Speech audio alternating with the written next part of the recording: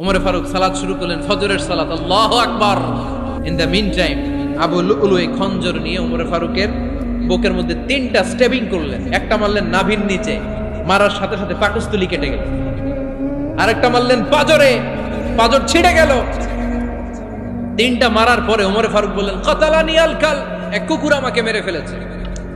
পেছন থেকে এক সাহাবীকে টান মেরে সামনের দিকে নিয়ে গেলেন, তুমি নামাজের ইমামতি করাও। আর ওমরে ফারুককে বাকিরা ধরাধরি করে পেছনে নিতে আরম্ভ করল। আর এই আত্মাই আক্রমণ যে করেছে, সে কাতারের মাঝখান দিয়ে যেতে আরম্ভ করলো আর 2 দিকে ছুরি মারতে আরম্ভ করলো। 13 জন সাহাবীর গায়ে ছুরি মেরেছে, 7 জন সাহাবা স্পট ডেথ, জায়গায় মৃত্যু। এই ভয়ঙ্কর অবস্থা দেখে এক সাহাবী বুরনুস, এক ধরনের জুব্বা আছে মাথাওয়ালা, অনেকে জ্যাকেট পরছেন না এরকম মাথাওয়ালা, লম্বা জুব্বা আছে আর ওপরে শীতে পড়ে মাথাওয়ালা, এই মাথাওয়ালা জুব্বা বের করে এক সাহাবী জালের মতো তার দিকে উড়ায় মারল। ওই বুরনুসের মধ্যে পেঁচিয়ে আবু লুলু মাটিতে পড়ে গেল আর সুইসাইড করে ফেলেছে, নিজের বুকে নিজে মেরে আত্মহত্যা।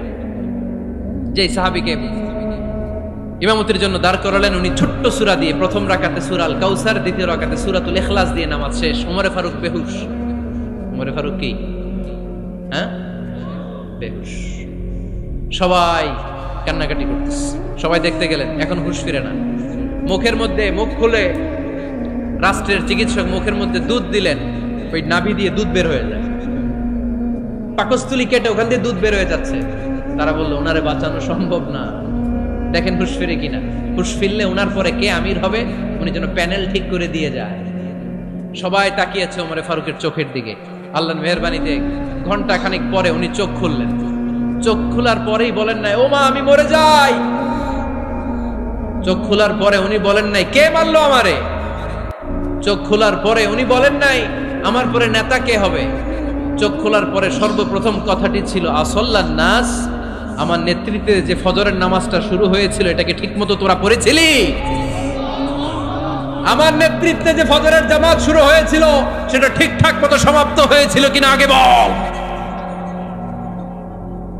আসল্লান নাস, নামাজটা হয়েছে কিনা বল। সুবহানাল্লাহ বলতে পারলেন না? This is Omar, hour super hero. নেতা অনেকগুলো লাগে না, এরকম নেতা একটাই যথেষ্ট যে গোটা বিশ্বকে কাঁপায় দিতে পারে। চিল্লায় বলো ঠিক কিনা? বিশ্বনবী মক্কায় বসে বসে তাহাজ্জুদের সালাত পড়ে আল্লাহর কাছে দোয়া করলেন, আল্লাহ আল্লাহুম্মা আইজ্জাল ইসলাম বিআহাব্বির রাজুলাইনি ইলাইক। ও আল্লাহ, 2 জন লোকের নাম বলবো, 2 জনের দরকার নেই, এই 2 জনের একজনকে আপনি ইসলামের সুশীতল ছায়া তলে এনে ইসলামকে বিজয় দান করে দেন। মুহূর্তের মধ্যে দোয়াটা কবুল করে নিয়েছে কে? বিশ্বনবী বললেন, আল্লাহ 2 জনের নাম বলবো আজকের দোয়ায়। আবি জাহাল ইবনে হিশাম, হয়তো হিশামের বেটা আবু জাহেলকে আপনি ইসলামের ভিতরে নিয়ে আসেন, কিংবা ওমর ইবনুল খাত্তাব, খাত্তাবের বেটা ওমরকে আপনি ইসলামের ছায়া তলে নিয়ে আসেন। ওমরে ফারুকের জন্য দোয়াটা কবুল করে নিয়েছে কে?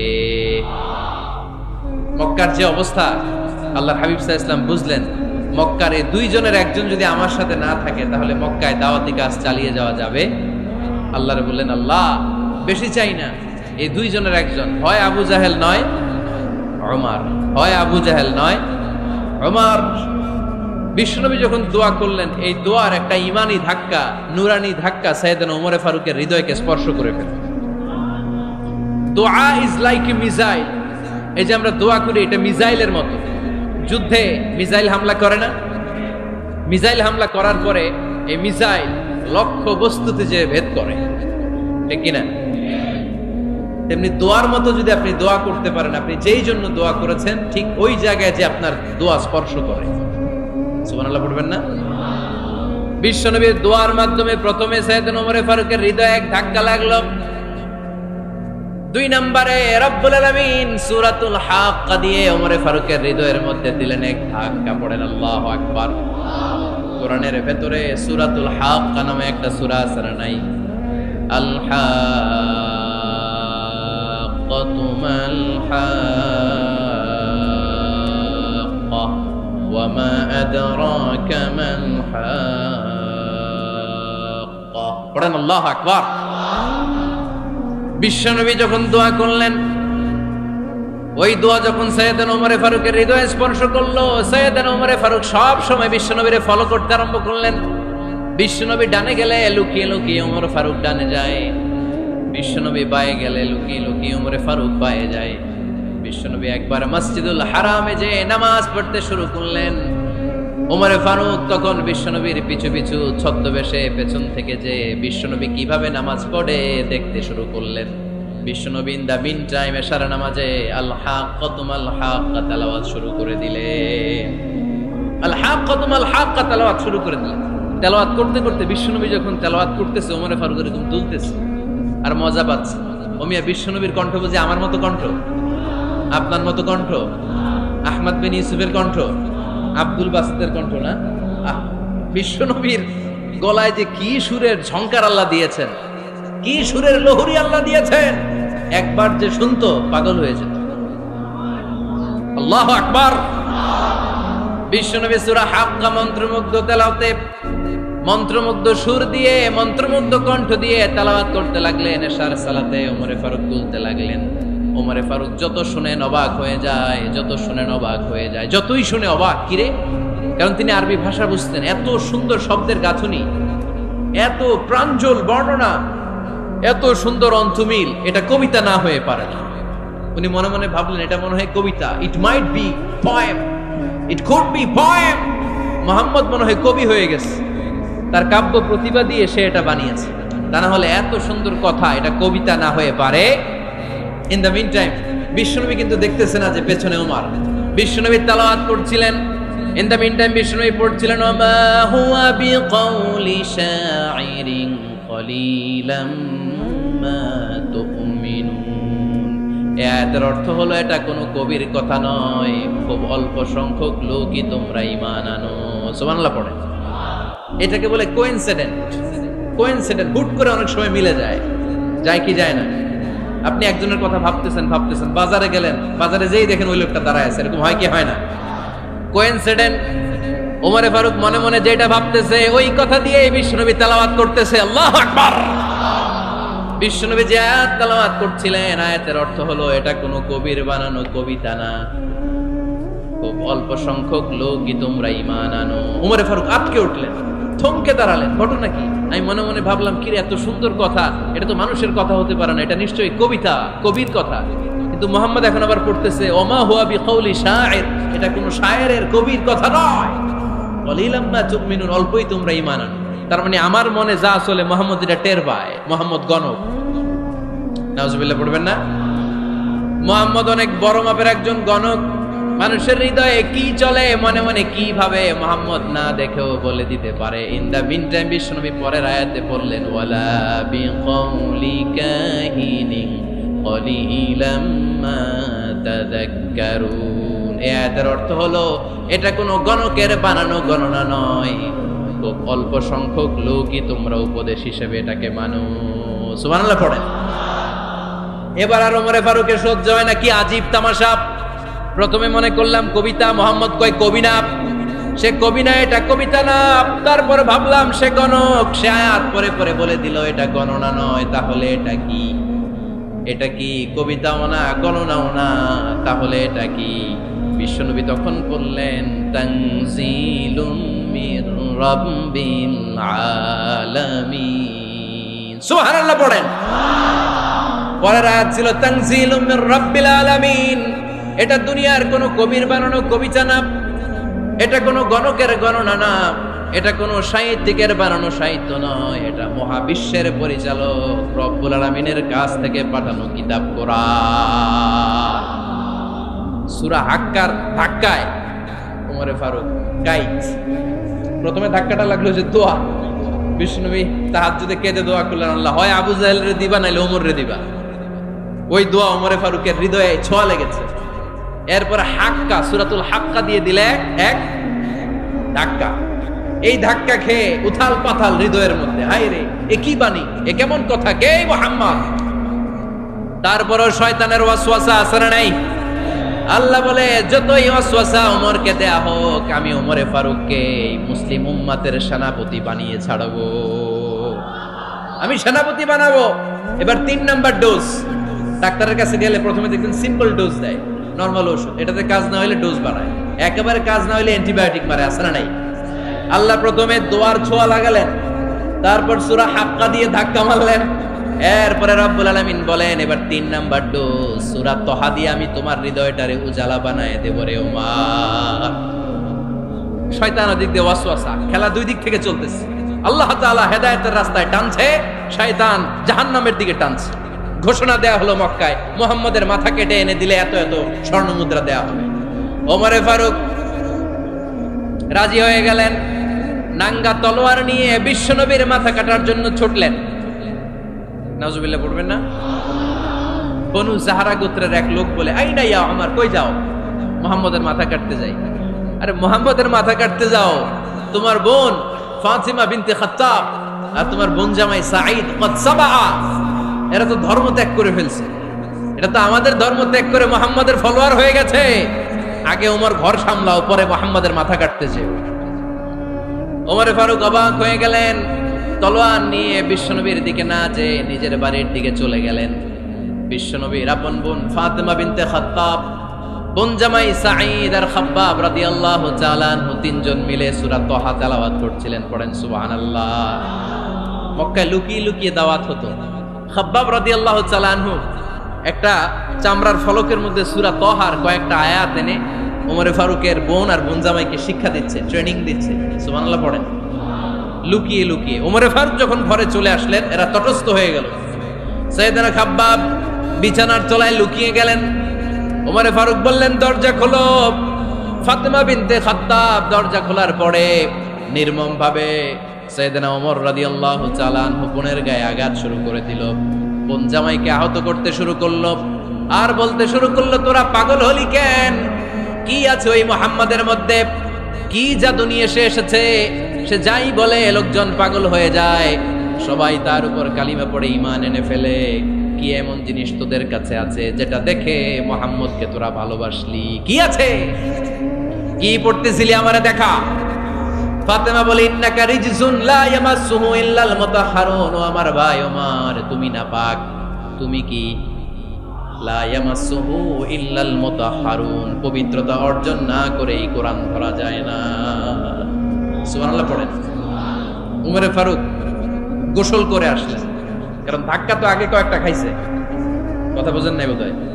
প্রথমে দোয়ার ধাক্কা, পরে কোন সূরা দিয়ে ধাক্কা? হাক্কা দিয়ে ধাক্কা। 3 নম্বরে এখন আরেকটা ধাক্কা খাবে। গোসল করে আসলেন। ফাতিমা বিনতে খাত্তাব বললেন, গোসল যখন করে এসেছেন, এই নেন। উমরে ফারুক এবার চামড়ার কাপড়ের মধ্যে সূরা তহার প্রথম আয়াতের দিকে নজর করলেন। নজর করেই কোরআনের প্রেমে পড়ে গেলেন। পড়েন সুবহানাল্লাহ। উমরে ফারুক পড়তে আরম্ভ করলেন, তহা মা আনজালনা আলাইকাল কুরআনা লিতাশকা ইল্লা তাযকিরাতাল লিমান ইয়াখশা তানজিলাম মিম্মান খালাকাল আরদা ওয়াস সামাওয়াতিল উলা। সুবহানাল্লাহ পড়েন। উনি পড়তে আরম্ভ করলেন, তহা মা আনজালনা আলাইকাল কুরআনা লিতাশকা, এই কোরআনকে আমি তোমাদের হতভাগ্য জাতি হিসেবে দুনিয়ায় থাকার জন্য পাঠাই নাই। এটা রব্বুল আলামিনের পক্ষ থেকে এসেছে। যারা রবকে ভয় করে তাদের জন্য আছে উপদেশ। যিনি আকাশ বানিয়েছেন, জমিন বানিয়েছেন, ওই আল্লাহ তাআলা নিজেই এই কোরআন পাঠিয়েছেন। আওয়াজ করে পড়তে হবে আল্লাহু আকবার। উনি খুব ভালো আরবি জানতেন। সূরা তহা পড়ার পরে আর ধৈর্য ধারণ করতে পারে না। ওমরে ফারুক ছোট্ট বাচ্চার মতো কান্না শুরু করে দিলেন। আল্লাহু আকবার। সূরা তহাটা হাতে নিয়ে, তলোয়ারটা হাতে নিয়ে বিশ্বনবীর দিকে ছুটতে আরম্ভ করলেন। আইনা মুহাম্মদ, কোথায় মুহাম্মদ? তোমরা আমাকে মুহাম্মদের কাছে নিয়ে চলো। বিশ্বনবী তখন সাফা পাহাড়ের পাদদেশে দারুল আরকাম ইবনে আলকামের ঘরে লুকিয়ে লুকিয়ে কোরআনের দাওয়াত দিতেন। ওমরে ফারুককে পাগলের মতো ছুটে আসতে দেখে বিশ্বনবীর চাচা হামজা ইবনে আব্দুল মুত্তালিব বলল, নবী আপনি পালান। ওই যে খাত্তাবের বেটা ওমর আপনাকে অপমান করার জন্য, আক্রমণ করার জন্য তেড়ে এসেছে। সাহাবীরা বললেন, নবী আপনি পালিয়ে যান, আমরা সামাল দেব। বিশ্বনবী বললেন, না আমি পালাবো না, বরং তোমরা সরে যাও। ওমর ইবনুল খাত্তাবকে আমার দরবার পর্যন্ত আসতে দাও। আমার তো মনে হচ্ছে ওই যে তাহাজ্জুদের নামাজ শেষে চোখের পানি ছেড়ে যে আমি আল্লাহর কাছে দোয়া করেছি, আজকে আমার ওই দোয়াটা কবুল হতে শুরু করেছে। আমার তো মনে হচ্ছে আমার ওই দোয়া কবুল হবে, আসতে দাও। ওমর ফারুক এসে বললেন, আশহাদু আল্লা ইলাহা ইল্লাল্লাহ ওয়া আশহাদু আন্না মুহাম্মাদান আবদুহু ওয়া রাসূলুহু। আমি সাক্ষ্য দিলাম আল্লাহ ছাড়া কোনো ইলাহা নাই, নিশ্চয় আপনি আল্লাহর প্রেরিত বান্দা এবং রাসূল। পড়েন সুবহানাল্লাহ। ওমর ফারুক যখন কালিমা শাহাদা পড়ে মুসলমান হয়ে বিশ্বনবীর হাতে হাত রাখলেন, মুসলিম সাহাবীদের মধ্যে খুশি আর আনন্দের বন্যা বয়ে গেল। মুসলিম হাতে গোনা সাহাবারা আল্লাহর প্রশংসা করলেন। বিশ্বনবী সাইয়েদনা ওমর ফারুককে জড়িয়ে ধরলেন। ওমর ফারুক এবার বিশ্বনবীরে বললেন, নবী গো, আলাসনা আলাল হক, আমরা কি সত্যের উপরে আছি নাকি আমরা ভুলের উপরে আছি? বিশ্বনবী বললেন, বালা নাহনু আলাল হক, আমরা এই সত্যের উপরে আছি। সুবহানাল্লাহ পড়েন। আলাসনা আলাল হক, নবী আমরা কি সত্যের উপরে নাই? হ্যাঁ অবশ্যই ওমর, তুমি সত্যের উপরে আছো। ওমর ফারুক বললেন, তাহলে ফাফিমাল ইখতিফা, তাহলে লুকায় লুকায় আর দাওয়াত দেব কেন? আমি তো কালিমা পড়ে ফেলছি, আসেন আমার সাথে বের হই। ফাফিমাল ইখতিফা, আর লুকায় লুকায় কেন? আসেন আমরা বাইরে বের হই। বিশ্বনবী বললেন, ওমর এটা মাক্কি জীবন, এখানে আমরা একটু গোপনে গোপনে দাওয়াত দিতে চাই। ওমরে ফারুক বলে, না, আমার দায়িত্ব, আমি একটা মিছিল দিতে চাই নবী। আল্লাহর নামের তাকবীর দিতে দিতে দারুল আরকাম থেকে শুরু করে মসজিদুল হারাম পর্যন্ত একটা মিছিল দিয়ে আমি মক্কা কাঁপায়া দেব। অনুমতি দেন। বিশ্বনবী দিতে চান। ওমর ফারুক অনেক বোঝানোর পরে স্বল্প পরিসরের একটা অনুমোদন পাওয়া গেল বিশ্বনবী সাল্লাল্লাহু আলাইহি ওয়াসাল্লামের কাছ থেকে। কিন্তু মিছিল যে দিবে, মিছিলের জন্য লোকের দরকার আছে না নাই? এখানে লোক নাই, আমি একাই মিছিল দিতেছি। এটা জমবে, মিছিল জমবে। খুঁজে উনি 11 জন মুসলিম সাহাবা পেলেন। কয়জন? ওমরে ফারুক বললেন, 11 জনই সই। এই 11 জন নিয়েই আমি আল্লাহর নামের তাকবীর দিব। 2 লাইন করলেন। কয় লাইন? 2 লাইন। পেছনে 6 জন, আর এই লাইনের নেতা বানালেন বিশ্বনবীর চাচা হামজাকে রাদিয়াল্লাহু তাআলা আনহু। আর সামনে 5 জন, তার আগে দাঁড়ালেন উনি নিজেই। তাহলে 6 6 12। বললেন এই 2 লাইনই আমরা তাকবীর দিতে দিতে, বেশি না, এই দারুল আরকামের ঘর থেকে, আপনারা জানেন যে সাফা মারওয়া এখন যে সাই হয়, এই সাফার পাদদেশে ছিল দারুল আরকামের ঘর। উনি বললেন এখান থেকে ওই যে কাবার গিলাফ দেখা যায়, কাবার গিলাফ পর্যন্ত আমরা এই তাকবীর নিয়ে ওখানে যাব। সুবহানাল্লাহ পড়বেন না? ওখানে উনি দাঁড়িয়ে ছোট্ট একটা ভাষণ দিয়েছিলেন। উনি বলেছিলেন, মান আরাদা আন তাসকুলা উম্মু ওয়া ইয়াতামা ওয়ালাদু ওয়া তারমিলা যাওজাতুহু ফালিয়াসুদ্দানি। খেয়াল করে শুনেন, কান দুইটা খরগোশের কানের মতো খাড়া করেন। উনি এক বাক্যের একটা ভাষণ দিলেন। ভাষণ দিতে জানলে বড় ভাষণ দেয়া লাগে না। এক বাক্যের ভাষণ দিয়ে গোটা বিশ্বকে ঝাঁকুনি মারা যায়। চিল্লায় বলো ঠিক কিনা? ওমর ফারুক এক বাক্যের একটা ছোট্ট ভাষণ দিলেন। মান আরাদা আন তাসকুলা উম্মু, কে আছো মায়ের এই মক্কায়, কে আছো মায়ের বুক খালি করতে চাও? ইয়াতামা ওয়ালাদু, কে আছো বাচ্চাগুলারে, নিজের সন্তানগুলোরে ইয়াতিম বানাতে চাও? কে আছো তারমিলা যাওজাতুহু, নিজের স্ত্রীকে বিধবা বানাতে চাও? ফালিয়া সুদ্দানি, বুকের পাটা থাকলে আমি ওমর রে থামাও। ফালিয়া সুদ্দানি, দেখি মক্কায় কার এত বড় বুকের পাটা। কে আছো মায়ের বুক খালি করতে চাও, সন্তান রে এতিম বানাতে চাও, স্ত্রীকে বিধবা বানাতে চাও? ফালিয়া সুদ্দানি, পারলে আমারে ঠেকাও। এই বলে উনি আল্লাহু আকবার, আল্লাহু আকবার, আল্লাহু আকবার বলে স্লোগান শুরু করে দিলেন। এক এক স্লোগানে মক্কার মরুজমিন থারথার করে কাঁপতে আরম্ভ করলো। এই মিছিল মক্কার কেউ দেয় না। মিছিলের আওয়াজ শুনে আবু জাহেল বাইরিস, উতবা বাইরিস, শাইবা, ওয়ালিদ ইবনে মুগিরা সব বের হয়েছে। কিরে, আমার এলাকায় এত বড় স্লোগান, কার এত সাহস? বের হয়ে দেখে মিছিলের সামনে ওমর। ওমর রে দেখে দিছে এক দৌড়। কারণ ওমরে ফারুককে থামানোর মতো বাপের বেটা মক্কায় দ্বিতীয়টা কেউ ছিল না। আওয়াজ করে বলেন ঠিক কিনা? ওমরে ফারুক আল্লাহু আকবার, আল্লাহু আকবার বলে স্লোগান দিতে দিতে মসজিদুল হারামের ভেতরে ঢুকে গেল। কাবার গিলাফ ধরার পরে সেদিন মিছিল থেমেছে। ওই আল্লাহর নামের স্লোগান সেদিন কেউ থামাতে পারে নাই, কিয়ামত পর্যন্ত কেউ থামাতে পারবে না। চিল্লায় বলো ঠিক কিনা? ওই রকম একটা ওমরের দরকার, আমাদের বেশি চাই না। জোরে বলেন ঠিক কিনা? দাও খোদা দাও আমায় আবার ওমর দারাজ দিল, দাও খোদা দাও আমায় আবার ওমর দারাজ দিল দাও আলীর মতো বীর সেনানী আলীর মতো বীর সেনানী জাগাতে নিখিল দাও খোদা দাও আমায় আবার ওমর দারাজ দিল সুবহানাল্লাহ পড়েন একটা ওমর লাগবে চিল্লায় বলেন কয়টা ওই ওমরের অপেক্ষায় বাংলাদেশ সহ গোটা মুসলিম উম্মাহ ঠিক কি না একটা ওমরই যথেষ্ট আমাদের সেন্ট্রাল লিডারশিপ নাই তো আমাদেরকে এদিকে লাথি মারলে আমরা ওইদিকে যাই ওদিক থেকে গুতা মারলে আমরা এদিকে যাই আমাদের রিপ্রেজেন্টেটিভ আমাদের প্রতিনিধিত্ব করার মতো কোনো কেন্দ্রীয় লিডারশিপ নেতৃবৃন্দ গোটা বিশ্বে নাই ঠিক কি না আমরা সেই ওমরে ফারুকের অপেক্ষায় আমরা সেই ইমাম আল মাহদির অপেক্ষায় এই ওমরে ফারুক আমাদের মডেল ঠিক কি না থার্ড ইন পজিশন এই পুরো উম্মতের মধ্যে ওনার পজিশন নাম্বার 3 এক নাম্বার পজিশন বিশ্বনবীর কার 2 নাম্বার পজিশন কার আবু বকর 3 নাম্বার পজিশন কার ওমরে ফারুকের বিশ্বনবী বলতেন লা নবিয়্যা বা'দি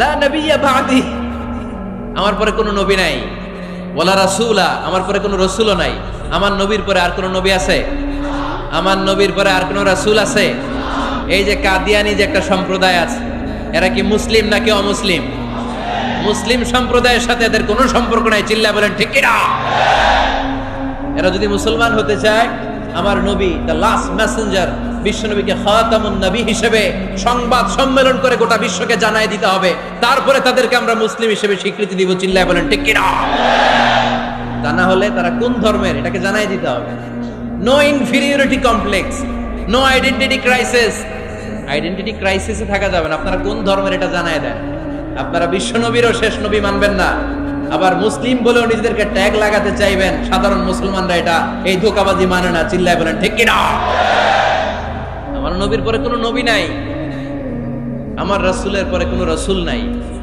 ঠিক কি না আল্লাহর হাবিব বলতেন লাউ কানা বা'দি নাবিয়্যুন লাকানা উমর তবে আমার পরে যদি নবী হওয়ার যোগ্যতা কারো থাকে আমার ওমরের ওই যোগ্যতা আছে সুবহানাল্লাহ পড়েন প্রভু তুমি বলেছো রাসূল দেবে না বলনি দেবে না ওমর বলনি দেবে না হামজা তারি খালিদ বিজয় তুমি বলেছো রাসূল দেবে না সুবহানাল্লাহ পড়েন এজন্য আমরা একটা ওমর চাই কয়টা বেশি লাগবে নেতার মতো নেতা কয়টা লাগে জোরে বলেন কয়টা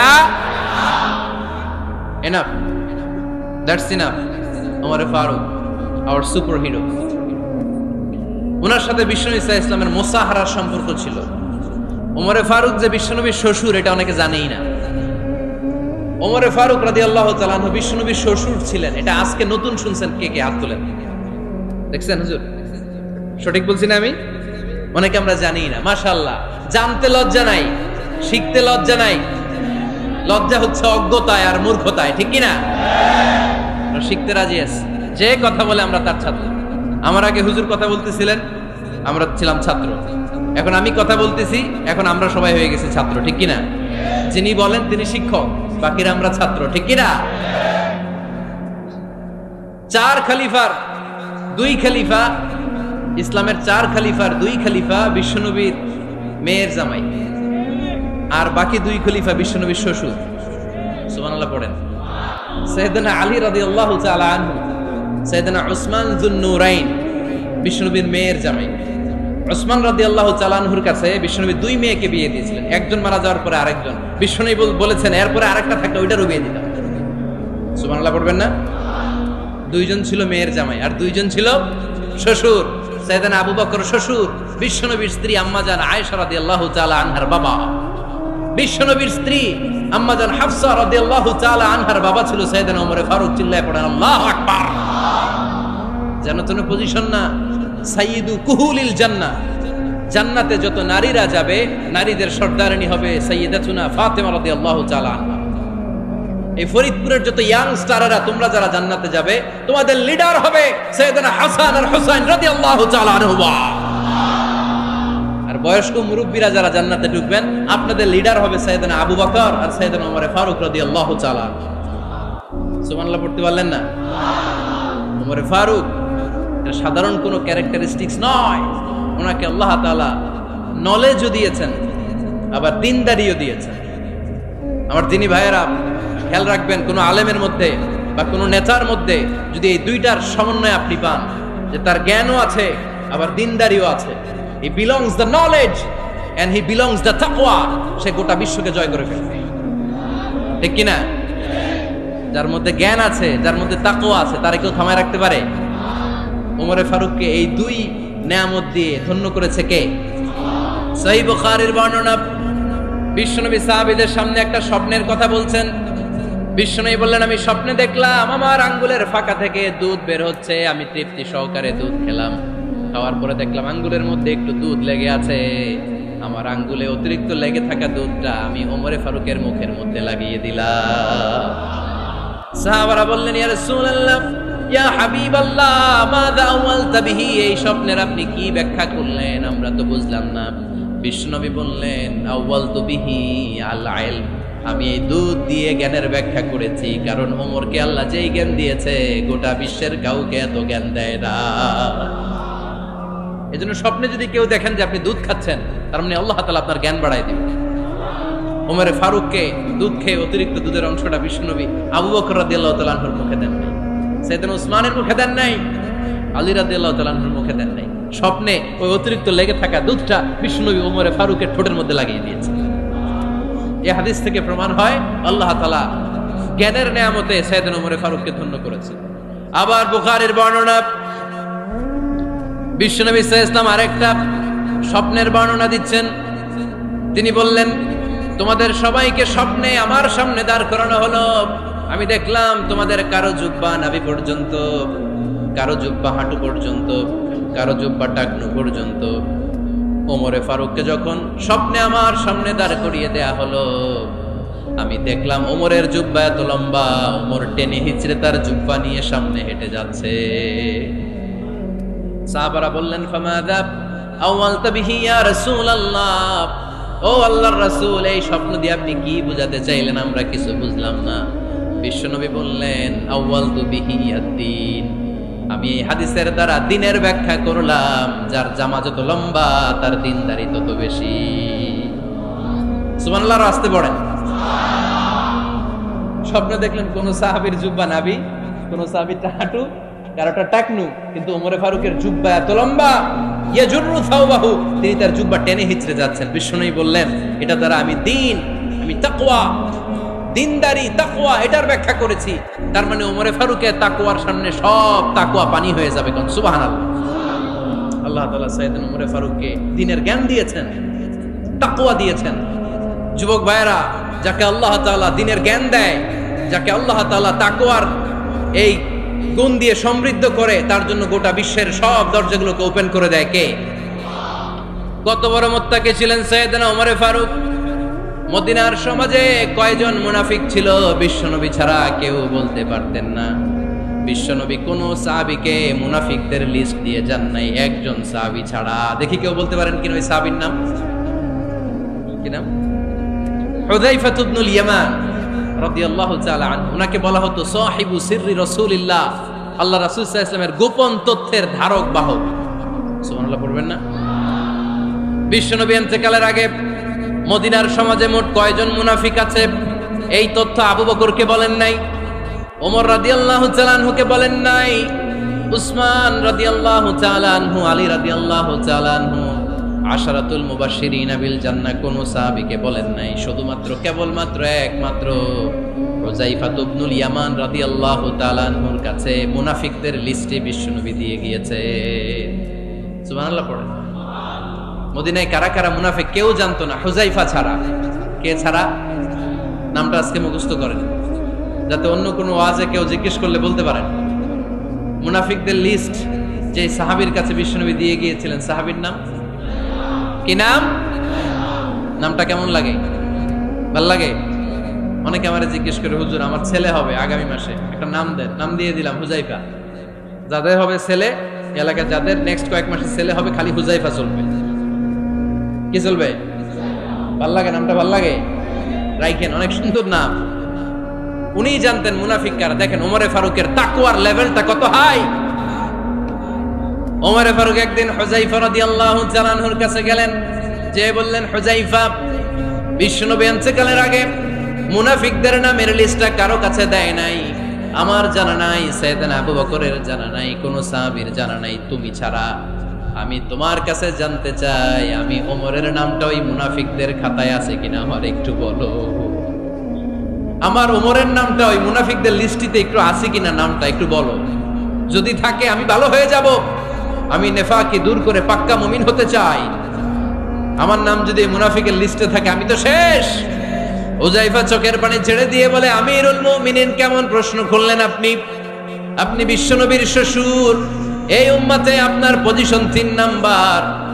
আপনারে মুনাফিকরা ভয় পায়, শয়তান আপনারে ভয় পায়। আপনি জান্নাতে সব বয়স্ক লোকদেরকে নিয়ে জান্নাতের মধ্যে আগে আগে ঢুকবেন, কেমন করে মুনাফিকদের কাতারে আপনার নাম থাকতে পারে? ওমর সুবহানাল্লাহ পড়ে।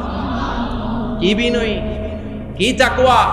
হুযায়ফাকে যে ধরতেন, হুযায়ফা একটু বলো না আমার নামটা মুনাফিকদের লিস্টিতে আছে কিনা। ওমরে ফারুকের যদি এই টেনশন থাকে যে আমি মুনাফিক হয়ে গেলাম কিনা, আমাদের এই টেনশন থাকার দরকার আছে না নাই? হ্যাঁ, যেন সব সময় আল্লাহর কাছে দোয়া করতে হবে, আল্লাহ তুমি নেফাকি থেকে আমাদেরকে বাঁচাও। আরো জোরে পড়েন আমিন। আপনারা ওঠা বসা শুরু করলেন কেন? অনেক রাত হয়ে গেছে তাই? হ্যাঁ, শেষ করে দেই তাহলে না? যে অনেকের কষ্ট হচ্ছে মনে হচ্ছে। হ্যাঁ, এক নম্বরে যাচ্ছে এটা সব মুখস্থ দেখি। হ্যাঁ, 1 নাম্বার, 2 নাম্বার, 3 নাম্বার। 1 নাম্বার হইল পেশাবখানা, 2 নাম্বার পায়খানা, 3 নাম্বার নাকি এইটা?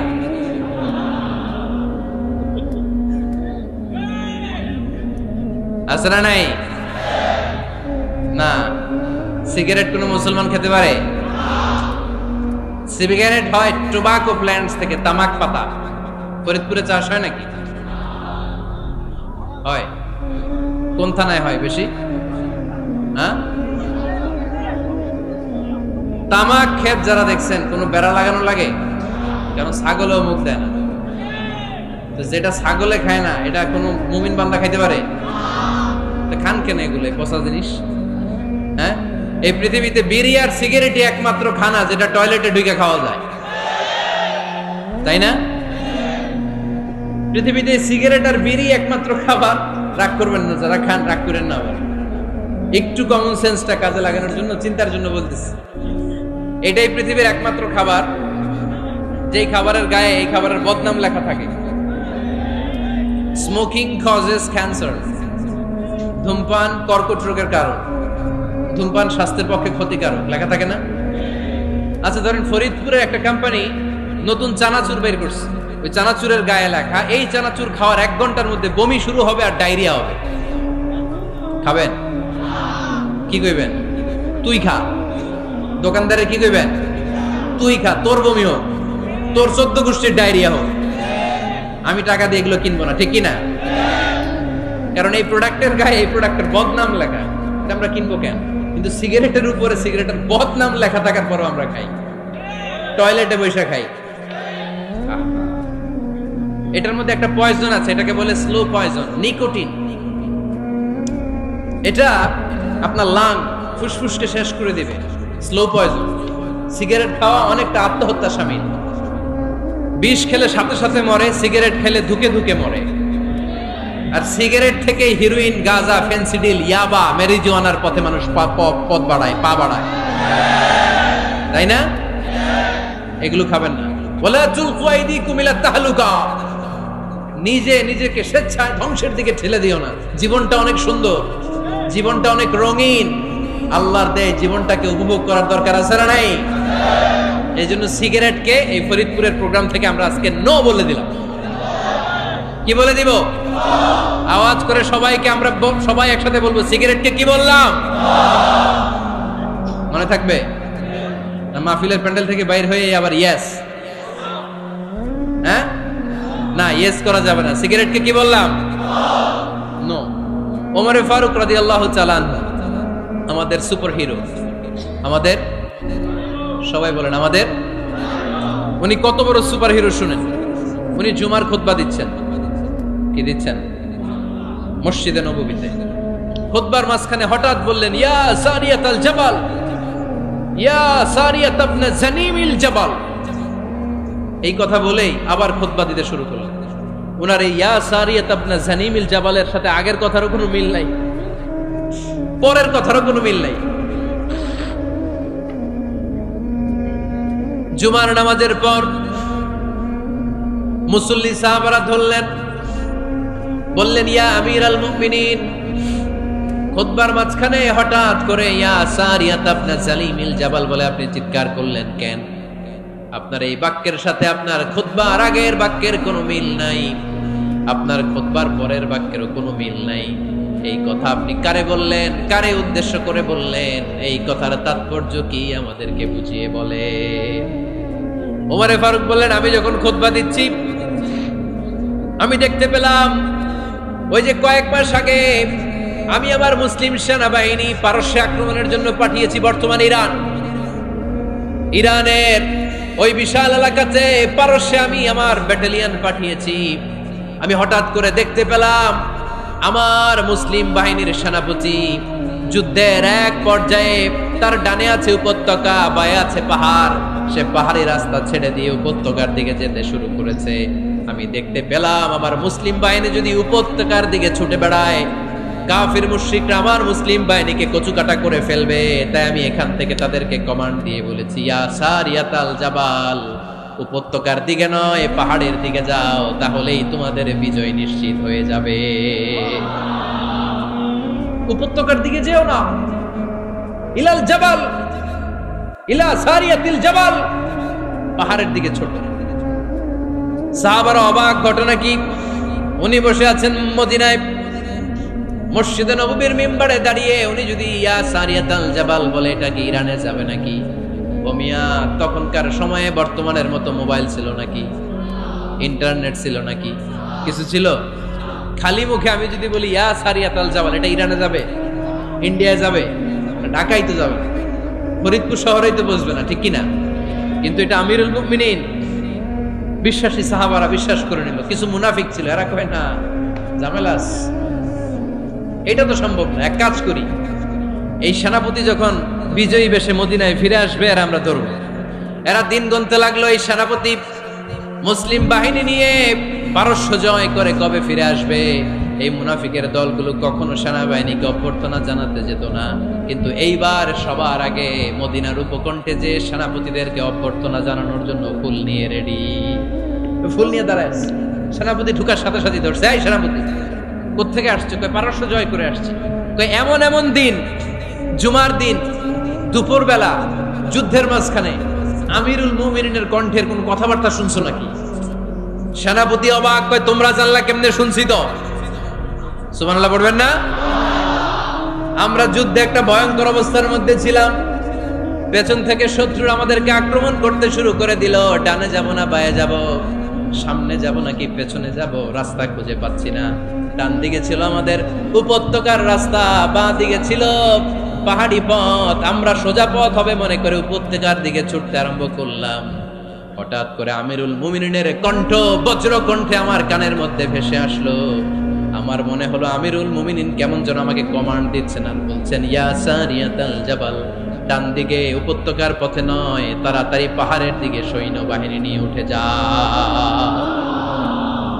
পাহাড়ের দিকে, ডানে না, this is wrong track and this is the right track.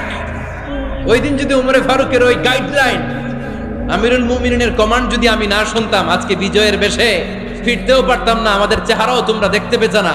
উমরে ফারুকের ওই কমান্ড, ওই গাইডলাইন অদৃশ্য থেকে শোনার কারণে এই পারস্যের মধ্যে আমাদেরকে সেই যুদ্ধে বিজয় দান করেছে কে? দিস ইজ উমরে ফারুক, দিস ইজ উমরে ফারুক। বিশ্বনবী বলতেন, ওমর মা লাকিয়াকা শাইতানু সালিকান ফাজ্জান ইল্লা সালাকা ফাজ্জান গায়রা ফাজ্জিক। ওমর, শয়তান ইবলিস যদি তোমার কোনো রাস্তা দিয়ে হাঁটতে দেখে, শয়তান ওই রাস্তা রেখে দিয়ে অন্য রাস্তা দিয়ে হাঁটে। সুবহানাল্লাহ বাড়িতে যায় বললেন, কে বলতেছে? বিশ্বনবী। কার ব্যাপারে? ওমরে ফারুকের ব্যাপারে। শয়তান যদি দেখে যে ওমরে ফারুক এই রাস্তা দিয়ে হাঁটতেছে, শয়তান ওই রাস্তা রেখে দিয়ে অন্য রাস্তা দিয়ে হাঁটে। সুবহানাল্লাহ পড়ে। রাত্রিবেলা আমরা আমাদের বাচ্চা ছেলে মেয়েদেরকে যখন খাওয়াই, বাচ্চারা খেতে চায় না, এরকম হয় আপনাদের ফরিদপুর এলাকায়? হ্যাঁ, এই এলাকায় হয় নাকি? খেতে চায় না বাচ্চারা, এই চকলেট দেখায়া, এই মিনা কার্টুন দেখায়া, এইটা সেইটা এগুলো সেগুলো বলে, গল্প টল্প বলে ভুলায়া খাওয়ানো লাগে, তাই না? তারপরও খায় না। আমারও ছোট মেয়ে আছে, খেতে চায় না, এইটা সেইটা এমনি সেমনি খাওয়ানো লাগে। তো শেষে না পেরে মা বাবা বলতে বাধ্য হয়, ওই যে ভূত আসতেছে, ভূত, তাড়াতাড়ি তাড়াতাড়ি খাও, নাহলে যে ভূত ধরবে তোমারে। ওই যে বাঘ আসতেছে, বাঘ, তাড়াতাড়ি খাইলে নাহলে বাঘে কামড়াবে। বলি না আমরা? আপনারা কি বলেন? ভূত। আর কি বলেন? হ্যাঁ হ্যাঁ, আচ্ছা, এক এক জায়গায় এক একটা আমরা বলি, ভূত আসবে, বাঘ খাবে, ভাল্লুক খাবে, তাড়াতাড়ি খাও। মদিনাতে যখন ওমরে ফারুক আমিরুল মুমিনিন, মদিনার মায়েরাও বাচ্চাদেরকে খাওয়াতে পারতো না, ছোট্ট মেয়েদেরকে খাওয়াতে পারতো না, খাওয়া নিয়ে যন্ত্রণা করতো। বাচ্চারা যখন মদিনায় খেতে চাইতো না রাত্রি বেলায়, মদিনার মায়েরা বলতো তাড়াতাড়ি খাও, হা হুয়া ইয়াতি উমর, হা হুয়া ইয়াতি উমর, তাড়াতাড়ি খা, নাইলে ওই যে ওমর আসতেছে, Omar. This is our superhero সাইয়েদনা ওমর ফারুক রাদিয়াল্লাহু তাআলা। শুধু শয়তানি ভয় পেত না, মুনাফিকরাও ভয় পেত, জমের মতো ভয়। শুধু তাই না, আমাদের আম্মাজান বিষ্ণু ইসা ইসলামের স্ত্রীরাও ওমর ফারুককে ভয় পেতেন। সুবহানাল্লাহ কইবেন না? মাঝে মাঝে বিষ্ণু ইসা ইসলামের সাথে আম্মাজান আয়েশার ঝগড়া হতো না? আপনাদের ফ্যামিলিতে ঝগড়া হয়? হয় না? হয় না? কার কার দেখি? ওরে আল্লাহ, অনেক আল্লাহর ওলি আছে তো এই জায়গায়। ঝগড়া হয় না? কি কথা কয়, ঝগড়া হয় না বলে? বিশ্বনবীর ফ্যামিলিতে ঝগড়া হয়, আপনার ফ্যামিলিতে হয় না? মিষ্টি ঝগড়া। আর ও বিয়েই করে নাই।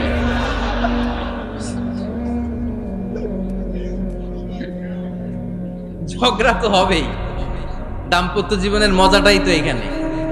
কখনো ঝগড়া, কখনো আনন্দ, একটু বৃষ্টি, একটু রোদ, একটু হাসি, একটু কান্না, ভালো লাগা, ভালোবাসা শেয়ার করে নেয়া, মিলেমিশে একাকার হয়ে যাও, ঠিক কিনা? আল্লাহর হাবিব সাল্লাল্লাহু আলাইহি ওয়াসাল্লামের সাথে আম্মাজান আয়েশার ঝগড়া হতো। তো একদিন ঝগড়া হয়ে দুইজন রেগে আছে। খবরদার, দুইজন রেগে থাকবেন না। একজন রাগলে আরেকজন থেমে যাবেন, কারণ এই ছোট্ট ঝগড়া থেকে এটা অনেক সময় বিচ্ছেদের দিকে গড়ায়। আমার প্রিয় ফরিদপুরবাসী, ভাবি রেগে গেলে আপনি রাইগেন না, ওই দিন আপনি একটু ঠান্ডা থাকেন। আবার আপনি রেগে গেলে, আমার মাইকের আওয়াজ যদি ভাবিরা শুনেন, আপনারা রেগে যায় না, একটু ঠান্ডা থাকেন। দুইজনে রেগে গেলে তো তৃতীয় বিশ্বযুদ্ধ শুরু হবে, তাই না? একজন রেগে গেলে আরেকজন ঠান্ডা। কারণ এই সামান্য ঝগড়া থেকে, ইগোর কারণে এটা বিচ্ছেদ আর ডিভোর্স পর্যন্ত গড়ায়। আর শয়তান এখানে উস্কানি দেয়, কারণ ইমানদারদের ফ্যামিলি ভাঙতে পারলে শয়তান সবচেয়ে বড় খুশি হয়। আর ইমানদারদের ফ্যামিলি টিকে থাকলে খুশি হয়ে যায় কে? আম্মাজান আয়েশা রাদিয়াল্লাহু তাআলা আনহার সাথে বিষ্ণু ইসা ইসলামের ঝগড়া হতো মাঝে মাঝে। একবার ঝগড়া হলো, বিষ্ণু ইসা ইসলামও রাগ, আম্মাজান আয়েশাও রাগ। বিষ্ণুই বললেন, আয়েশা, ঝগড়া করে আর কতক্ষণ থাকবো, আসো মিটমাট করি। আয়েশা রাদিয়াল্লাহু বললেন, ঠিক আছে, মিটমাট করব।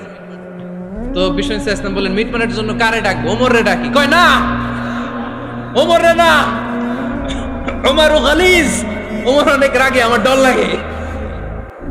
কয় তাহলে তোমার আব্বারে ডাকি। কয় ডাকে। কি খুশি! মেয়েদের মধ্যে অভ্যাসটা আছে না নাই? তাহলে তোমার আব্বারে ডাকি। ডাকেন। ডেকে নিয়ে আসা হলো। আবু বকর রাদিয়াল্লাহু তাআলা আনহু দাঁড়ালেন, আম্মাজান আয়েশা দাঁড়ালেন, বিশ্বনবীও দাঁড়ালেন। বিশ্বনবী বললেন, আয়েশা, তোমার আব্বা আসছে, এবার ঘটনা খুলে বলার পালা। তুমি বলবা নাকি আমি বলবো? আম্মাজান আয়েশা বললেন, আপনি বলেন, তবে ওয়ালা তাকুল ইল্লা হাক্কান, যেটা ঘটছে ওইটাই বললেন, মিথ্যা কথা কইেন না। আবু বকর রাদিয়াল্লাহু তাআলা রেগে মেগে আগুন। কি এই কথা তুমি কেমন করে বলো? বিশ্বনবীকে মিথ্যা কথা কখনো বলবে? রেগে মেগে দিলেন মেয়ের গালে এক চড়। বানিয়ে বলতেছি না, মুসনাদ আহমদ ইবনে হাম্বলের হাদিস। বাবার হাতের থাপ্পড়কে আম্মাজান আয়েশা উল্টে বললেন। সাইয়েদনা আবু বকর রাগে গড়গড় করছেন, আবার মারার জন্য তেড়ে গেলেন।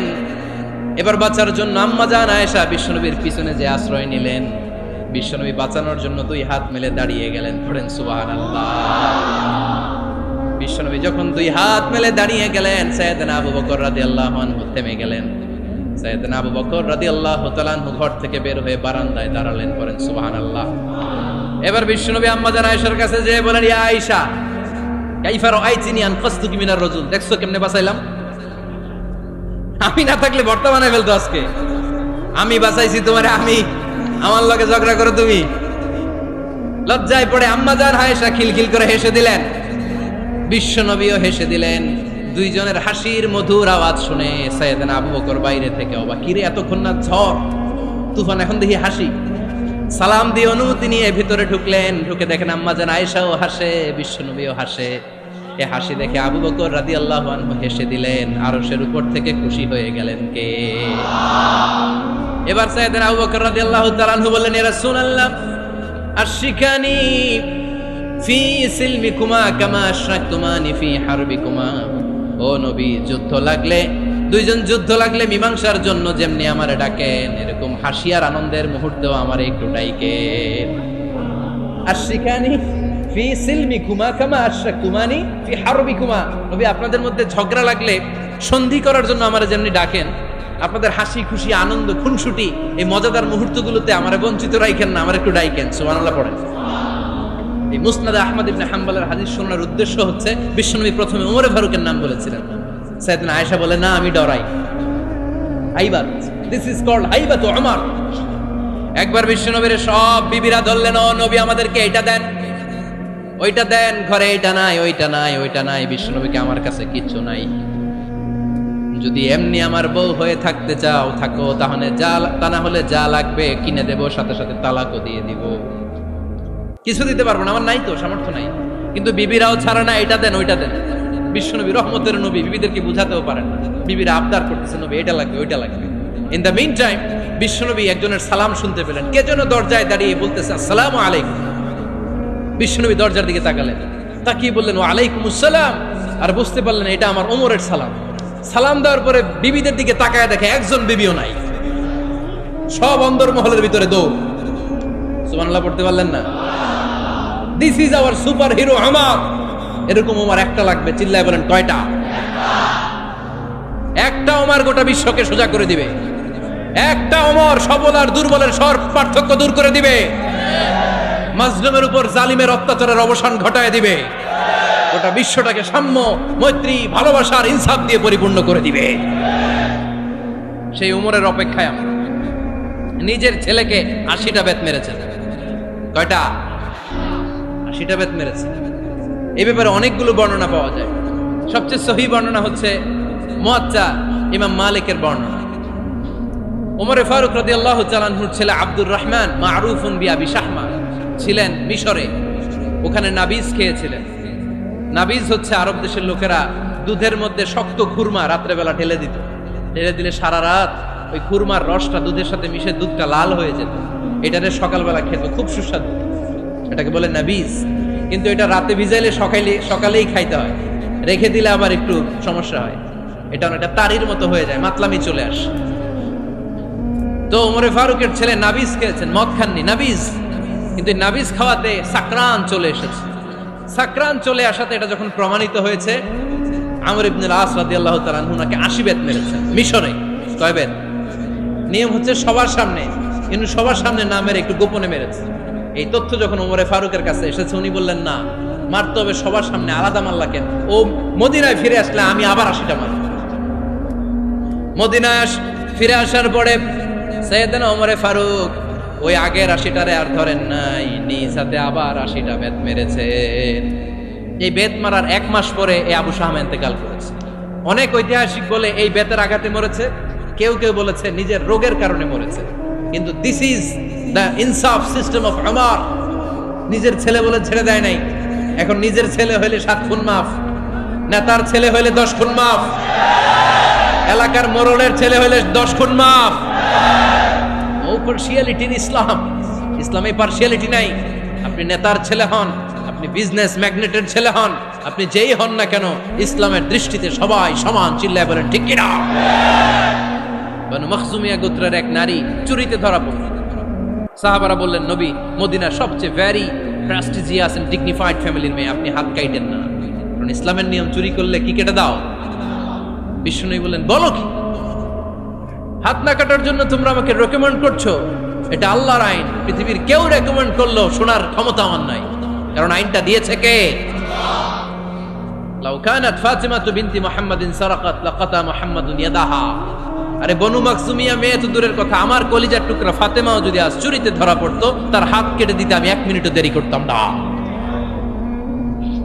দিস ইজ ইসলাম। এই হচ্ছে ওমরে ফারুকের মানাকিব। এরকম ওমরে ফারুক কয়টা লাগবে? আওয়াজ করে বলতে হবে, কয়টা লাগবে? একটা লাগবে। এই সাইয়েদনা ওমরে ফারুক মদিনার প্রথম চিফ জাস্টিস ছিলেন। সর্বপ্রথম উনার পরামর্শে সাইয়েদনা আবু বকর রাদিয়াল্লাহু তাআলা আনহু কোরআনকে সংকলন করেছেন।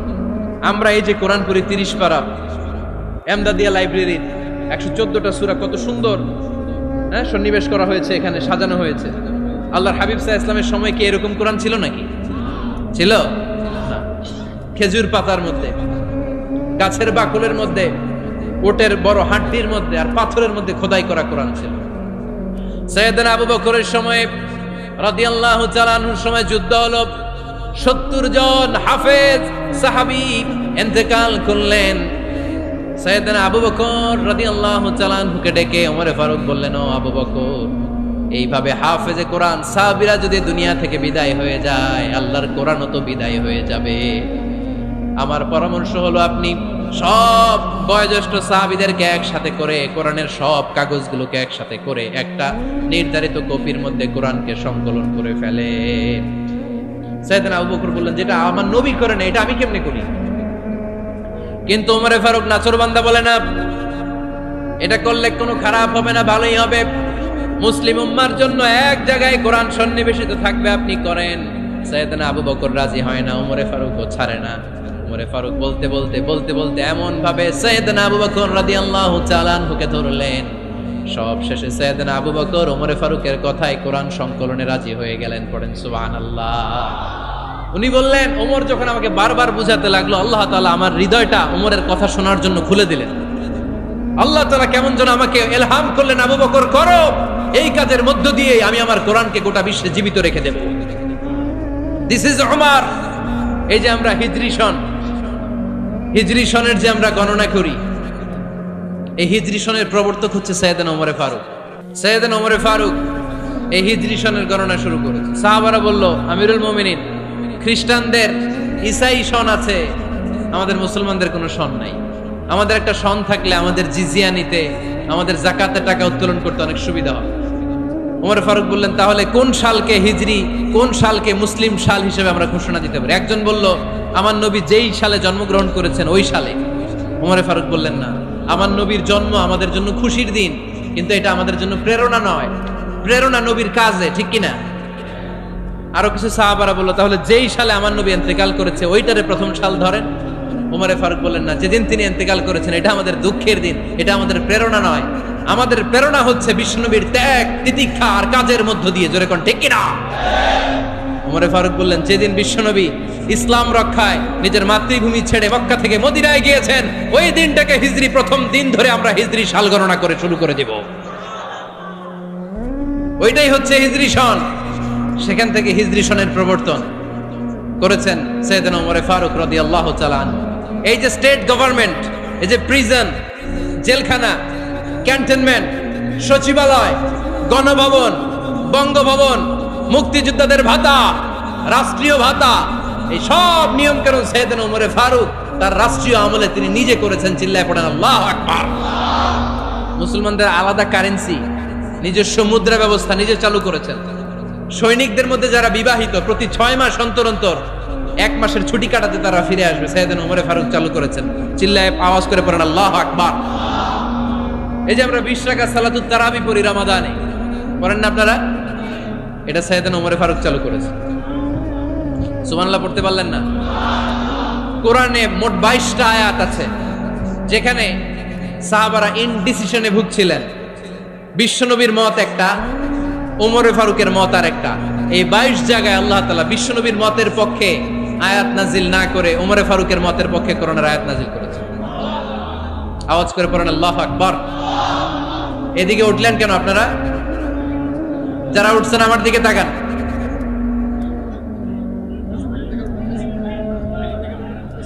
কিছু ভিতরে ঢুকতেছে, কিছু বাইরেতেছে না?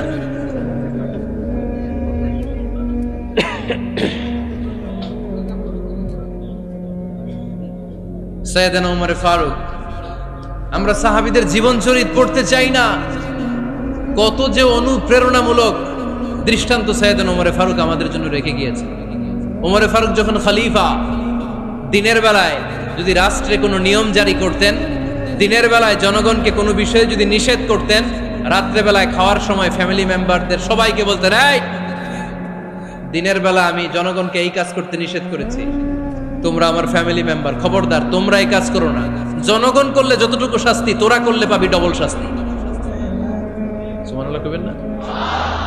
আমাদের নেতারা ওই বাড়ির বিচার করে, ওই বাড়ির মাইয়ার বিচার, ওই বাড়ির পোলার বিচার, নিজের পোলা গাঞ্জা টানে আসে না নাই? নিজের মেয়ে অপরাধ করে আসে না নাই? কি নেতা ছিলেন ওমর ফারুক! আগে নিজের ঘর সামলিয়েছেন, আগে নিজেকে সামলিয়েছেন, নিজের ঘর ঠিক করেছেন। বলেছেন জনগণ করলে যত বেদ, তোরা করলে double Veda. This is call leader, ঠিক কিনা?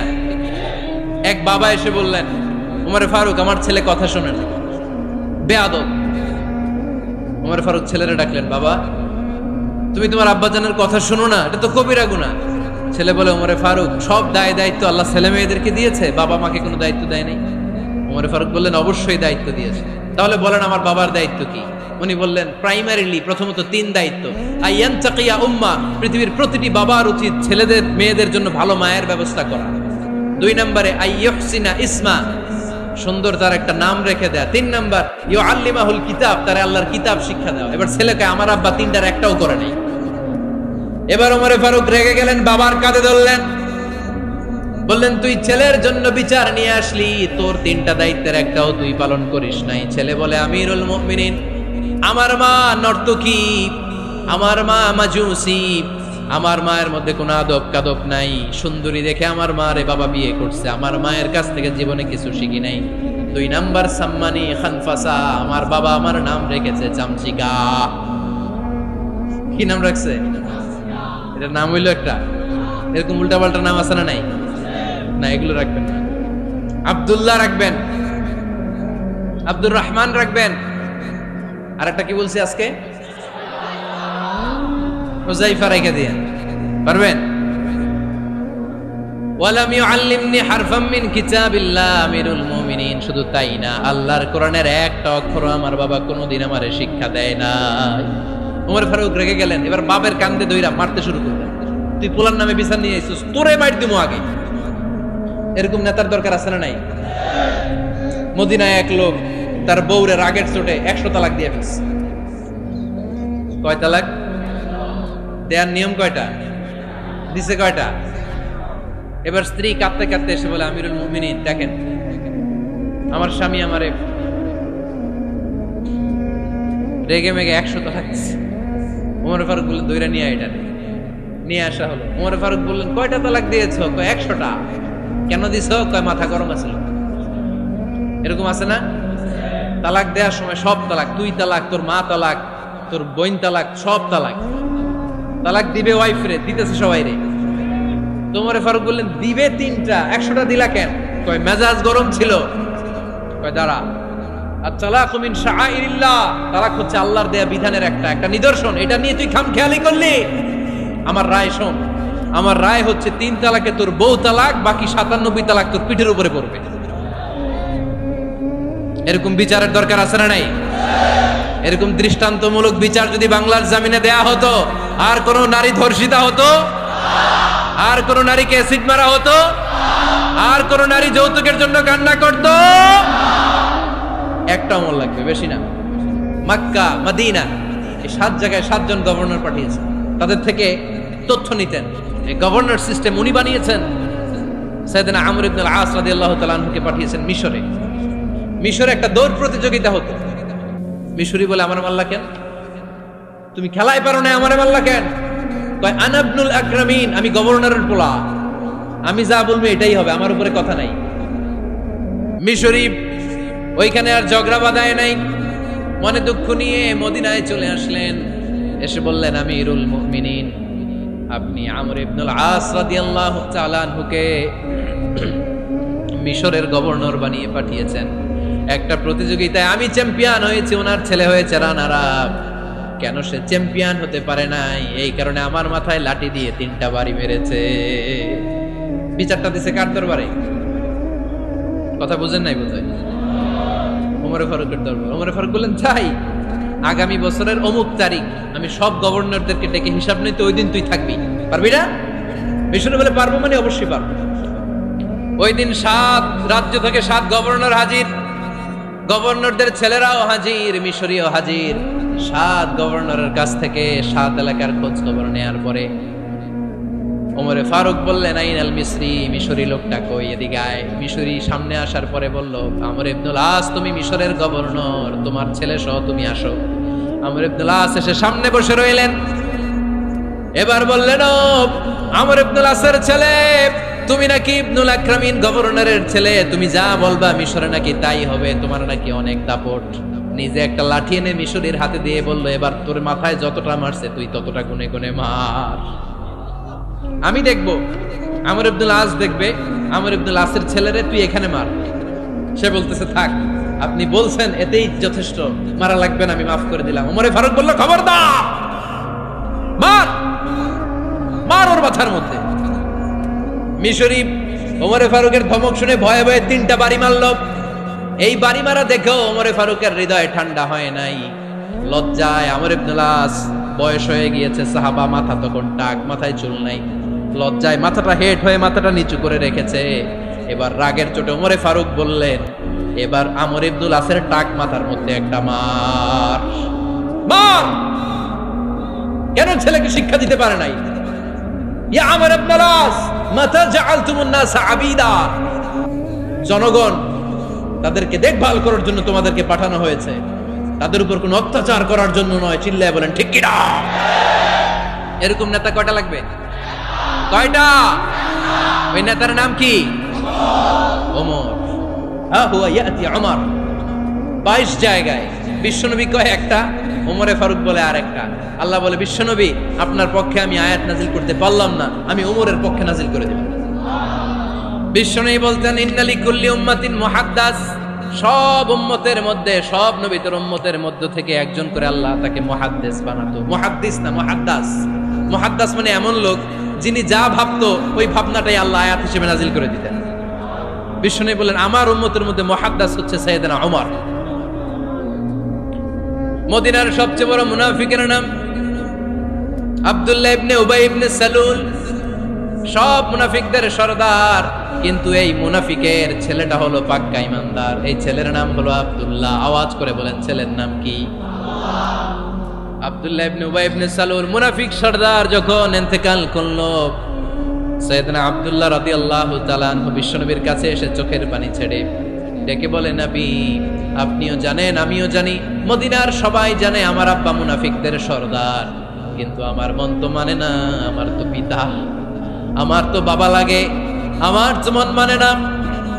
আপনিও জানেন মুনাফিক, আমিও জানি মুনাফিক। নবী আপনার দরবারে কিছু আমি চাই না, আপনার গায়ের একটা জামা দেন, আপনার জামাটা পরিয়ে আমার বাবারে দাফন দিব। এর উসিলায় যদি আমার আব্বারে আল্লাহ মাফ করে দেয়, দয়ার নবী মায়ের নবী জামা খুলে দিয়ে দিলেন। পড়েন সুবহানাল্লাহ। আব্দুল্লাহ রাদিয়াল্লাহু তাআলা আবার আবদার চললেন, নবী জানি আমার বাবা মুনাফিক, কিন্তু আমার তো বাবা, আপনার দরবারে ফরিয়াদ, আপনি নিজে যে আমার বাবার জানাজার নামাজের ইমামতি করবেন। দয়ার নবী মায়ার নবী জানাজার নামাজে যেতে চাইলেন। ওমরে ফারুক বললেন, নবী না, খবরদার আপনি উবাই ইবনে সালুলের জানাজায় যাবেন না। বিশ্বনবী জোর করে যেতে চাইলেন। সাইয়েদনা ওমরে ফারুক বিশ্বনবীর জামা পেছন থেকে টেনে ধরলেন। আল্লাহু আকবার। টেনে ধরলেন, যাবেন না আপনি। ওমরে ফারুকের হাত থেকে হ্যাচকা টান মেরে জুব্বা টান দিয়ে বিশ্বনবী জানাজায় চলে গেলেন। রব্বুল আলামিন আয়াত নাজিল করলেন, ইস্তাগফির লাহুম আও লা তাস্তাগফির লাহুম ওয়া ইন তাস্তাগফির লাহুম 70 মাররাতান ফালান ইয়াগফিরাল্লাহু লাহুম। নবী গো, একবার নয়, দুইবার নয়, 70 বারও যদি এই মুনাফিকের জন্য আপনি ক্ষমা চান, তার জন্য ক্ষমা নাই, তার জন্য আছে জাহান্নাম। ওয়ালা তাকুম, আপনি যাবেন না আলা কবরি, কখনো তাদের জানাজায় যাবেন না। এই যে একটা ভুল করে ফেলছেন, এটা এইবারই শেষ, এরপরে আর যাবেন না। সাইয়েদনা ওমর ফারুকের পক্ষে আল্লাহ তাআলা কোরআনের আয়াত নাযিল করে দিলেন, চিল্লায় পড়েন আল্লাহু আকবার। এভাবে 22টা জায়গায় ওমর ফারুক যা বলেছে, এটা নিয়ে একটা আলাদা আলোচনা হইতে হবে, আলাদা একটা আলোচনা লাগবে যে 22টা আয়াতে আল্লাহ তাআলা বিশ্বনবীর পক্ষে কোরআনের আয়াত নাযিল না করে সাইয়েদনা ওমর ফারুকের পক্ষে আয়াত নাযিল করেছেন, চিল্লায় পড়েন সুবহানাল্লাহ। ওই ওমর ফারুককে আমাদের মডেল বানানোর দরকার আছে না নাই? ওই ওমর ফারুকের জীবনী আমাদের ছেলে মেয়েদেরকে পড়ানোর দরকার আছে না নাই? আমাদের ভবিষ্যৎ প্রজন্ম এগুলো জানে না। ওরা সালমান খান দেখে বড় হয়, ওরা শাহরুখ খান দেখে বড় হয়, ওরা ঋত্বিক রোশনকে দেখে বড় হয়, ওরা মনে করে যে এরাই বড় সুপার হিরো। আমাদের যে কত বড় সুপার হিরো আছে এরা জানেই না। নতুন প্রজন্মের কর্ণকহরে সাইয়েদনা ওমর ফারুকের ইতিহাস পৌঁছে দেওয়ার দরকার আছে না নাই? ওমর ফারুকের ইন্তেকালের ঘটনাটা বলেই আমরা মোনাজাতের দিকে যাব। শুনবেন? শুনতে চান? উনি স্বপ্নে দেখলেন একটা লাল মোরগ ওনাকে 3টা ঠোকর মেরেছে। কয়টা? উনি জুমার নামাজে, জিলহজ মাসের শেষ সপ্তাহে জুমার নামাজে বললেন যে একটা লাল মোরগ 3টা ঠোকর মেরেছে। মুগীরা ইবনে শুবা রাদিয়াল্লাহু তাআলা আনহুর দাস আবু লুলু আল মাজুসি, এই লোকটা খঞ্জর বানাতে পারত। মুগীরা রাদিয়াল্লাহু তাআলা আনহুর দাস। মুগীরা প্রতিদিন 4 দিরহাম করে চার্জ করত, যেহেতু দাস। সে এসে বিচার দিল, আমিরুল মুমিনিন, মুগীরা আমার থেকে বেশি টাকা চায়, জুলুম করে। ওমর ফারুক বললেন, তাই? তুমি কি কাজ জানো? বলে, আমি খঞ্জর বানাতে জানি। বাড়ি কই? পারস্য। আরে তুমি খঞ্জর বানাতে জানলে তো 4 দিরহাম অনেক কম, সে তো আরো বেশি টাকা নেওয়া দরকার ছিল তোমার থেকে। আবু লুলুর এই কথা পছন্দ হয় নাই। সে কয়, ওমর তুমি সবারে দয়া দেখাও, আর আমার ক্ষেত্রে কঠিন নিয়ম বানাইলা, দাঁড়াও এই নিয়ম তোমারে আমি দেখাবো। এই রাগে সে বাড়িতে যে একটা খঞ্জর বানালো। কি বানালো? খঞ্জর চিনেন? ছোট্ট ছুরি। কিছুদিন আগে ওমানের সুলতান কাবুস ইন্তেকাল করেছে, জানেন আপনারা? ওনার এই কোমরের মধ্যে খঞ্জর থাকতো, ছবিতে দেখছেন? আরব শায়েখ যারা সুলতান, আমির, কোমরে কি থাকে? ছোরা থাকে, খঞ্জর। সে বাসায় যে একটা খঞ্জর বানালো, যেই খঞ্জরের 2 মাথা, লাহু রাসান ওয়া মাকবাদাতুহু ফি ওয়াসাতি, আর ধরার হ্যান্ডেলটা মাঝখানে, এদিকেও ছুরি এদিকেও ছুরি, যাতে এইভাবে মারা যায়। সে ধার দিতে লাগলো আর বলল, ওমর দাঁড়াও, তোমারে আমি দেখাবো। ওমর ফারুক মসজিদে নববীর ইমাম, ফজরের নামাজের সময় এ আবু লুলু আল মাজুসি বুরনুস পরে, চাদর পরে, লুকিয়ে লুকিয়ে, সে অগ্নি উপাসক, মুমিন নয়। ওমর ফারুককে অ্যাটাক করার জন্য গেলেন মসজিদে নববীতে। ওয়াকানু ইউসাল্লুনা বিগালাস, তখন ওনারা অন্ধকারে নামাজ পড়তেন। নামাজের সময় যখন হলো, লুকিয়ে লুকিয়ে প্রথম কাতারে ওমর ফারুকের পিছনে মুয়াজ্জিনের পাশেই দাঁড়ালেন, হাতে খঞ্জর। একামত হলো, ওমর ফারুক সালাত শুরু করলেন, ফজরের সালাত, আল্লাহু আকবার। নামাজ শুরু করলেন, সূরা ফাতিহা বললেন।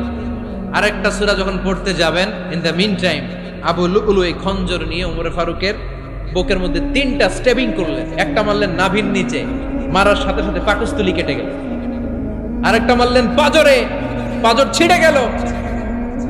3টা মারার পরে ওমর ফারুক বললেন, কাতালানি আল কাল, এক কুকুর আমাকে মেরে ফেলেছে। পেছন থেকে এক সাহাবীকে টান মেরে সামনের দিকে নিয়ে গেল, তুমি নামাজের ইমামতি করাও। আর ওমর ফারুককে বাকিরা ধরাধরি করে পেছনে নিতে আরম্ভ করল। আর এই আত্মাই আক্রমণ যে করেছে, সে কাতারের মাঝখান দিয়ে যেতে আরম্ভ করলো, আর 2 দিকে ছুরি মারতে আরম্ভ করলো। 13 জন সাহাবীর গায়ে ছুরি মেরেছে, 7 জন সাহাবা স্পট ডেথ, জায়গায় মৃত্যু। এই ভয়ঙ্কর অবস্থা দেখে এক সাহাবী বুরনুস, এক ধরনের জুব্বা আছে মাথাওয়ালা, অনেকে জ্যাকেট পরছেন না এরকম মাথাওয়ালা, লম্বা জুব্বা আছে, আরবরা শীতে পরে মাথাওয়ালা। এই মাথাওয়ালা জুব্বা বের করে এক সাহাবী জালের মতো তার দিকে উড়ায় মারল। ওই বুরনুসের মধ্যে পেঁচিয়ে আবু লুলু মাটিতে পড়ে গেল আর সুইসাইড করে ফেলল, নিজের বুকে নিজে মেরে আত্মহত্যা। যেই সাহাবীকে ইমামতির জন্য দাঁড় করালেন, উনি ছোট্ট সূরা দিয়ে, প্রথম রাকাতে সূরা আল কাউসার, দ্বিতীয় রাকাতে সূরাতুল ইখলাস দিয়ে নামাজ শেষ। ওমর ফারুক বেহুশ। ওমর ফারুক কি? হ্যাঁ, বেহুশ। সবাই কান্নাকাটি করতেছে, সবাই দেখতে গেলেন, এখন হুঁশ ফিরে না। মুখের মধ্যে, মুখ খুলে রাষ্ট্রের চিকিৎসক মুখের মধ্যে দুধ দিলেন, ওই নাভি দিয়ে দুধ বের হয়ে যায়। পাকস্থলী কেটে ওখান দিয়ে দুধ বের হয়ে যাচ্ছে। তারা বললো ওনারে বাঁচানো সম্ভব না, দেখেন হুঁশ ফিরে কিনা। হুঁশ ফিরলে ওনার পরে কে আমির হবে, উনি যেন প্যানেল ঠিক করে দিয়ে যায়। সবাই তাকিয়েছে ওমরে ফারুকের চোখের দিকে। আল্লাহর মেহেরবানিতে ঘন্টা খানিক পরে উনি চোখ খুললেন। চোখ খোলার পরেই বলেন নাই ও মা আমি মরে যাই। চোখ খোলার পরে উনি বলেন নাই কে মারলো আমারে। চোখ খোলার পরে উনি বলেন নাই আমার পরে নেতা কে হবে। চোখ খোলার পরে সর্বপ্রথম কথাটি ছিল আসল্লান নাস, আমার নেতৃত্বে যে ফজরের নামাজটা শুরু হয়েছিল এটাকে ঠিকমতো তোরা পড়েছিলি? আমার নেতৃত্বে যে ফজরের জামাত শুরু হয়েছিল সেটা ঠিকঠাক মতো সমাপ্ত হয়েছিল কিনা আগে বল। আসল্লান নাস, নামাজটা হয়েছে কিনা বল। সুবহানাল্লাহ কইতে পারলেন না? This is Umar, hour super hero. নেতা অনেকগুলো লাগে না, এরকম নেতা একটাই যথেষ্ট যে গোটা বিশ্বকে কাঁপায় দিতে পারে। চিল্লায় বলো ঠিক কিনা? আমরা চাই আমাদের ছেলেগুলো উমরে ফারুকের মতো বড় হোক। আমরা চাই আমাদের ছেলে মেয়েগুলো খাব্বাব, খুবাইব, সাইয়েদনা আলী, উসমান, আবু বকর রাদিয়াল্লাহু তাআলা আনহুর অনুসরণে বড় হোক। ঠিক কিনা? আমরা একটা ওমর চাই যিনি আমাদেরকে সালাতের শিক্ষা দিয়ে গিয়েছেন, ইন্তেকালের আগে বলেছেন সাল্লান নাস। এজন্য আমরা যেন নামাজ কখনো নষ্ট না করি। আল্লাহর জমিনে দিন বাস্তবায়ন আসাদ্দুহুম ফি আমরিল্লাহি ওমর রাদিয়াল্লাহু তাআলা আনহুর মতো এত কঠোর কেউ ছিলেন না। তাই দিন বাস্তবায়নে আমরা যেন কাউরে ছাড় না দেই। সবার আগে আল্লাহর দিন, সবার আগে আল্লাহর কোরআন, সবার আগে আমার ইসলাম। ঠিক কিনা? চাইলেই কেউ এদেশ থেকে ইসলামরে মিটাই দিতে পারবে না।